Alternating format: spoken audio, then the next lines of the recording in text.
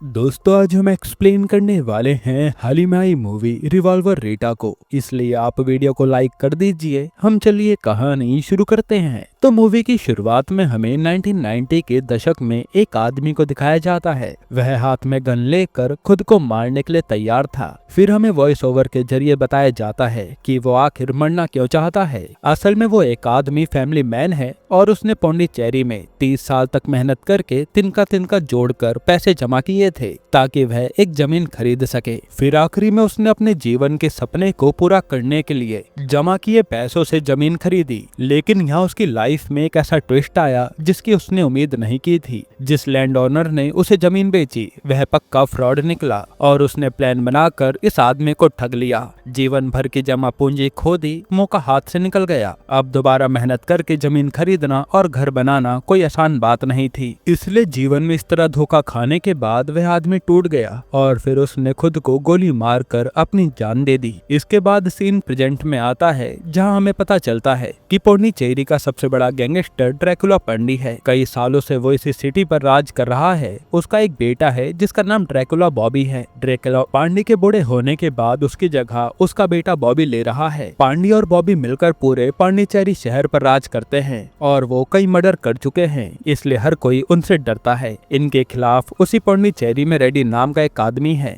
जब उसने किसी तरह ड्रैकुला पांडी और उसके बेटे बॉबी को मारने की कोशिश की तो बॉबी और पांडी ने मिलकर उसका सर धड़ से अलग कर दिया और फिर उसे एक बॉक्स में डालकर आंध्र प्रदेश में रहने वाले रेड्डी के सगे भाई को पार्सल कर दिया। तब अपने भाई का कटा हुआ सिर देखकर रेड्डी का भाई बर्दाश्त नहीं कर पाया और उसने कसम खाई कि वह अपने भाई के कातिलों से बदला लेकर रहेगा और जब तक वह पांडी और बॉबी को खत्म नहीं कर देता वह चैन से नहीं बैठेगा। इसके बाद हम देखते कि रेड्डी ने अपने भाई का बदला लेने के लिए पांडी को मारने का प्लान बनाया है। फिर यहाँ से सीन चेंज होता है और हम एक लड़की रीटा को देखते हैं जो एक रेस्टोरेंट में मैनेजर के तौर पर काम करती है। तभी उसकी माँ का उस पर फोन आता है जो कहती है कि शाम को भांजे के बर्थडे के लिए केक और स्नैक्स ले आना। तब रीटा अपने पापा को याद करती है और उनसे बातें करने लगती है। असल में उसके पापा इस दुनिया में नहीं है तो रीटा उन्हें बस याद करती है। इसके बाद शाम को वो बेकरी पर जाकर केक और स्नैक्स खरीद कर घर की तरफ आ जाती है। फिर हम देखते हैं कि रीटा की फैमिली जिस इलाके में रहती है वहीं लल्लू नाम का एक आदमी अपना धंधा चलाता है और पांडी अक्सर इसी लल्लू के घर आता जाता है। अब पांडी आज भी यहाँ आएगा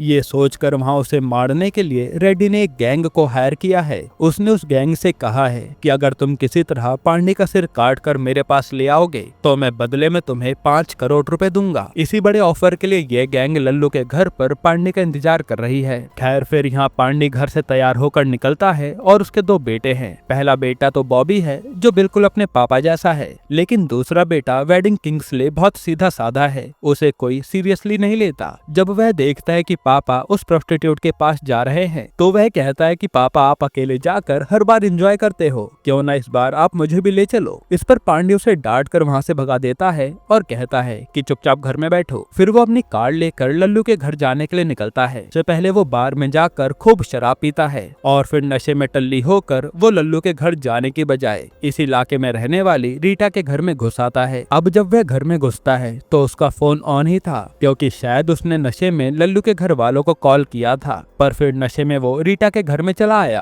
अब घर में रीटा, उसकी माँ और बहनें बच्चे का बर्थडे सेलिब्रेट करने की तैयारी कर रही थी। तभी अचानक एक आदमी को घर में घुसता देख वह डर जाती हैं। रीटा कहती है कि आप कौन है, बिना इजाजत के मेरे घर में क्यों आ गए, आप यहाँ से निकलिए। लेकिन वो नशे में धुत पांडी को लगता है कि यही वो एक प्रोस्टिट्यूट होगी, इसलिए वो अपनी तरफ खींचने लगता है। तभी रीटा की माँ किचन से एक बड़ा कुकर लेकर आती है और चिल्लाती है कि तू कौन है जो मेरे घर में घुसकर मेरी बेटी के साथ बदतमीजी कर रहा है। फिर वो गुस्से में उसके सर पर एक जोरदार वार करती हैं। इससे पांडी वहीं गिर जाता है और उसकी उसी मौके पर मौत हो जाती है। ये देखकर तो इनके होश उड़ जाते हैं। फिर थोड़ी देर में कॉलेज गई रीटा की दूसरी बहन घर आती है और घर में बीच में पड़ी लाश देखकर वो घबरा जाती है। वो अपनी माँ से कहती है कि माँ ये तुमने क्या कर दिया, तुम्हें पता भी है ये कौन है, ये पौंडीचेरी पर राज करने वाला ड्रैकुला पांडी है। तुमने इतने बड़े गैंगस्टर को मार दिया। तब रीटा घबरा कर कहती है, क्या कह रही है तू? हमें नहीं पता था कि ये गैंगस्टर है, ये तो जबरदस्ती घर में घुस गया और मुझसे बदतमीजी करने लगा, इसलिए माँ ने गुस्से में आकर इसे मारा। अब ये सब होने के बाद इन्हें समझ नहीं आ रहा था कि हम क्या करें, क्योंकि ये तो बड़ी मुसीबत में फंस गए। फिर इन्हें याद आता है कि थोड़ी ही देर में बर्थडे सेलिब्रेशन के लिए पड़ोसी आने वाले हैं, इसलिए वो लाश को छुपाने का फैसला करते हैं। फिर उसे घसीटकर बगल वाले कमरे में ये लोग छुपा देते हैं। जिसके बाद रीटा अपनी फैमिली से कहती है कि पहले बच्चे का केक कटिंग और सेलिब्रेशन खत्म करते हैं, फिर सोचेंगे कि हमें क्या करना है। अब जब ये बात वह कर रहे होते हैं तो पांडे का फोन ऑन था, जिससे लल्लू के घर में बैठे वो किलर्स जो उसे मारने के लिए तैयार थे वो सब सुन लेते हैं। वह सोचते हैं कि अगर हम उसे वहाँ मारते तो सिर काट कर रेड्डी को देकर 5 करोड़ रुपए ले लेते हैं, लेकिन ये तो नशे में गलत तरीके से जाकर मर गया, अब उसकी लाश वहाँ से कैसे निकालें। तब किलर गैंग सोचता है कि चलो वह परिवार बर्थडे सेलिब्रेट करने के बाद लाश ठिकाने लगाने का प्लान बना रहे हैं, तो हम उनके प्लान के हिसाब से ही चलते हैं। पहले वे लाश को घर से बाहर निकालेंगे, फिर हम उनसे वो लाश छीन लेंगे। इस तरह से वो लल्लू के घर से रीटा के घर की ओर निगरानी करते हैं। फिर केक कटिंग और सेलिब्रेशन खत्म होता है, जिसके बाद पड़ोसी चले जाते हैं। सबके जाने के बाद रीटा अपनी फैमिली से कहती है कि हम लाश को कैसे डिस्पोज करेंगे। फिर वो कहते हैं कि पिछले 1 महीने से हमारे एरिया का कैमरा काम नहीं कर रहा है, तो हम पकड़े तो नहीं जाएंगे और किसी को पता भी नहीं चलेगा कि ये आदमी हमारे घर पर आया था। आज रात लाश को फ्रिज में छुपा देते हैं, अगली सुबह सेकेंड हैंड कार खरीदेंगे, उसकी डिग्गी में लाश डालेंगे और किसी सुनसान जगह पर फेंक देंगे। अब रीटा का ये प्लान किलर गैंग भी सुन लेता है और वो भी तैयार हो जाते हैं कि जैसे ही लाश बाहर आएगी हम उसे ले लेंगे। इधर रेड्डी किलर गैंग को फोन करता है कि क्या हुआ,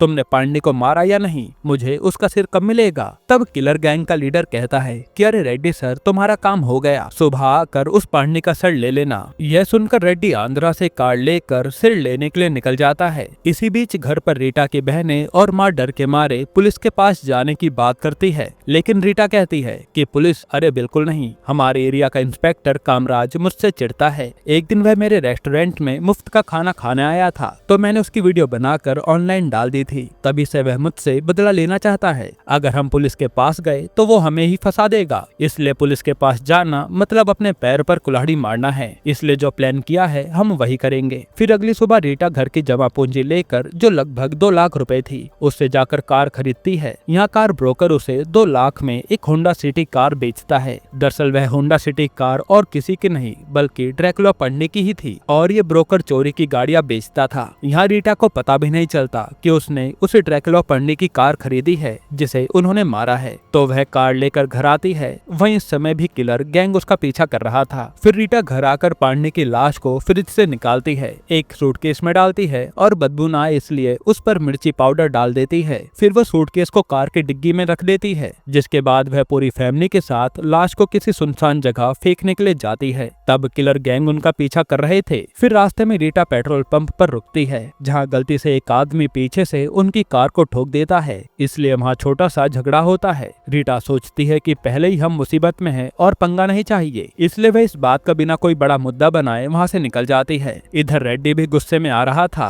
और दूसरी तरफ अपने पिता के गायब होने से ड्रैकुला बॉबी उन्हें ढूंढने लगता है। तभी उसे पता चलता है कि पापा लल्लू के घर जाने वाले थे, लेकिन वो वहाँ नहीं मिले और वो सोचने लगता है कि कहीं पापा को किसी ने किडनैप तो नहीं कर लिया। यह सोचकर वो पांडे को ढूंढने लगता है। इधर रीटा एक सुनसान जगह देखकर कार रोकती है ताकि लाश को फेंक सके, लेकिन जब वह डिग्गी खोलने की कोशिश करती है तो डिग्गी नहीं खुलती, क्योंकि पेट्रोल पंप पर जो उससे टक्कर हुई थी उसकी वजह से डिग्गी जाम हो गई थी। यहाँ रीटा के पास और कोई रास्ता नहीं बचा था और डिग्गी खोलने के लिए मैकेनिक की जरूरत थी। तब मजबूरी में रीटा को वापस शहर जाना पड़ता है। फिर वह मैकेनिक को ढूंढते हैं और डिग्गी खुलवाते हैं, लेकिन रीटा बहुत चालाकी से मैकेनिक को डिग्गी के अंदर रखी लाश देखने नहीं देती, जिसके बाद वह वहाँ से निकलकर लाश को फेंकने जाते हैं। वहीं यहाँ जो बॉबी अपने पिता को ढूंढ रहा था उसे लल्लू बता देता है कि तुम्हारे पिता गलती से रीटा के घर में घुस गए थे। ये सुनकर बॉबी रीटा के घर जाता है, लेकिन यहाँ तो ताला लगा था। तो वह इंस्पेक्टर कामराज से मदद मांगता है कि रीटा नाम की लड़की को ढूंढो, और कामराज को तो मौका चाहिए चाहिए था रीटा से बदला लेने का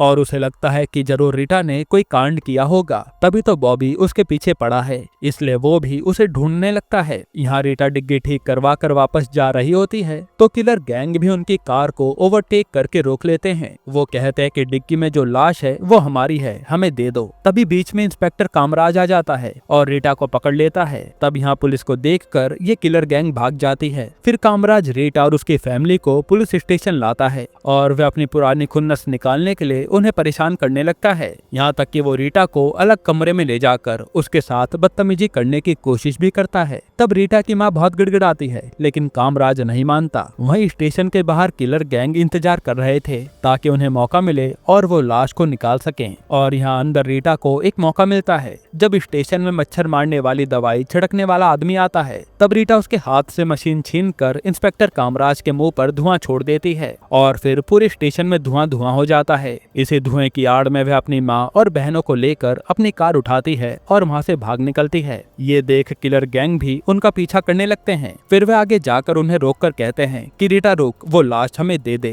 रीटा कहती है कि ओह, तो तुम सुबह से इस लाश के लिए हमारा पीछा कर रहे थे, पहले बताते तो इतनी दिक्कत ना होती। लो लाश को ले जाओ। अब जब वह डिक्की खोलती है तो ये देखकर उसके होश उड़ जाते हैं क्योंकि डिक्की में लाश नहीं थी और वो सोचने लगती है कि लाश गई कहाँ। फिर रीटा सोचती है कि हमने तो लाश यहीं पर रखी थी और थोड़ा सोचने पर उसे समझ आ जाता है कि जब वह स्टेशन में थे तब लल्लू और उसकी साथी सोनिया ने लाश को चुरा लिया होगा क्योंकि लल्लू को पता था कि रेड्डी इस लाश के सर के बदले 5 करोड़ रुपए देगा। तो लल्लू ने लाश चुरा कर रेड्डी को फोन कर दिया कि लाश मेरे पास है, 5 करोड़ रुपए लेकर आ जाओ। ये जानकर रेड्डी को शक होता है, इसलिए वह किलर गैंग के हेड को फोन करके कंफर्म करता है। तो किलर गैंग का हेड झूठ कह देता है कि लाश तो हमारे पास है। हालांकि किलर गैंग को अब पता चल गया था कि लल्लू डबल गेम खेल रहा है। फिर वह लल्लू की बताई लोकेशन पर जाता है जहां लल्लू उसे देखकर डर गया था। तब इन दोनों की बहस होती है तो किलर गैंग का लीडर लल्लू और सोनिया को मार देता है और वो लाश अपने कब्जे में ले लेता है। वहीं हम देखते हैं कि किलर गैंग के हेड ने रीटा की फैमिली को एक पुरानी मिल में बंदी बना रखा है। तब यहाँ रीटा एक आदमी को अपनी बातों में फंसाने की कोशिश करती है। वह कहती है कि तुम कितने स्मार्ट हो, मुझे तो तुमसे प्यार हो गया है। अगर हम ये 5 करोड़ रुपए लेकर भाग जाएंगे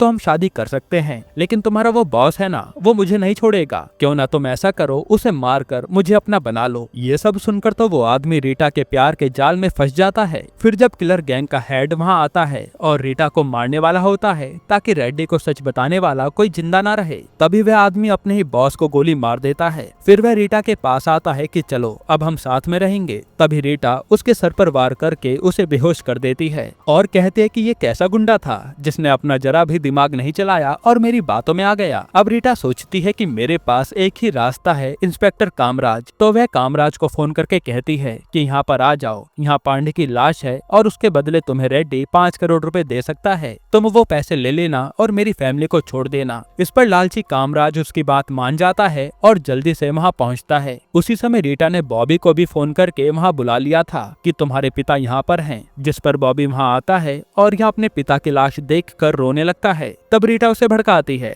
कि ये इंस्पेक्टर कामराज ही है जो तुम्हारे पापा की लाश का सौदा कर रहा है और उसने ही तुम्हारे पापा को मरवाया है। ये सुनकर बॉबी गुस्से में कामराज को मार डालता है। तब रीटा सोचती है कि अब सब खत्म हुआ, हम निकल जाएंगे। लेकिन तभी बॉबी का छोटा भाई वेडिंग किंग्सले आता है और कहता है कि भैया ये लड़की झूठ कह रही है, मुझे इसके घर में पापा का ब्रेसलेट मिला है, मुझे इन पर शक है कि जरूर इन्होंने कुछ किया है। तब रीटा की माँ गलती से कह देती है कि हाँ, मैंने फ्रिज खरीदने के लिए वह ब्रेसलेट रख लिया था क्योंकि उसकी कीमत ज्यादा लग रही थी। जिससे बॉबी को पता चल जाता है कि इसी फैमिली ने उसके पिता को मारा है, इसलिए वह रीटा को मारने के लिए गन उठाता है। तभी वहाँ रेड्डी अपनी गैंग के साथ पहुंच जाता है और उसे भी रीटा ने पहले ही फोन करके बुला लिया था। तब यहाँ रेड्डी और बॉबी की गैंग के बीच भयंकर लड़ाई होती है। इस गोलीबारी में बॉबी और उसकी पूरी गैंग मारी जाती है और रीटा की फैमिली बच गई थी। फिर सब खत्म होने के बाद रेड्डी रीटा के पास आता है और कहता है कि आज मैंने अपने बड़े भाई का बदला ले लिया, ये सब तुम्हारी वजह से हुआ है, इसलिए ये 5 करोड़ रुपए मैं तुम्हें देता हूँ। तभी रीटा एक सबसे बड़ा ट्विस्ट रिवील करती है। वह गन उठाकर रेड्डी पर तान देती है और कहती है कि रेड्डी ये 5 करोड़ रुपए और ये बदला सब हमारा है। मैं तुम्हें आज एक छोटी सी कहानी सुनाती हूँ। यहाँ से सीन फ्लैशबैक में जाता है और जो हमने मूवी की स्टार्टिंग में एक आदमी देखा था ना, जिसने अपनी जान दे दी थी, वो कोई और नहीं बल्कि रीटा के पापा थे। और जिस आदमी ने उन्हें धोखा दिया था वह यही रेड्डी था। रीटा को जब ये पता चला तो उसने पूरा जाल बुना ताकि वह रेड्डी को यहाँ बुलाकर अपने पापा की मौत का बदला ले सके। फिर प्रेजेंट में रीटा कहती है कि मेरे पापा की मौत का कारण तुम थे, तुम्हें मैं ऐसे ही कैसे जाने दूं, और वह रिवॉल्वर से उसे गोली मार देती है। यानी रीटा ने अब अपने पापा का बदला ले लिया। यहीं पर यह मूवी खत्म होती है। दोस्तों, आपको भी इसके अलावा कौन सी मूवी का एक्सप्लेनेशन चाहिए हमें कमेंट में बताना। बाकी अगर आपको हाल ही में ये कमाल की मूवी देखनी है तो आप ये वीडियो देख लीजिए।